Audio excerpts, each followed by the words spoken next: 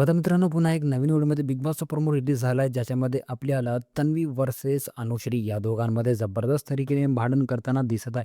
कारण की तुम्ही बघू शकता, विशालने इथे दिमाग लावून या दोघींमध्ये भांडण लावून टाकलं. कारण की विशालची जी फ्रेंड होती रुचिता, ती आता घराच्या बाहेर निघून गेली आणि इथं जे आहे आता विशाल खूपच मास्टरमाइंड गेम खेळत आहे आणि आपली जी तन्वीसोबत एकदम अनुश्री तिच्या ग्रुपमध्ये आहे आणि तिची फ्रेंड बनवून तिच्यासोबत एकदम सडनली अचानक धोका दिला आणि इथं म्हणू लागले, की ती तन्वी म्हणत होती, की "मी तुझ्यावर विश्वास केला, परंतु तू माझा विश्वास तोडली."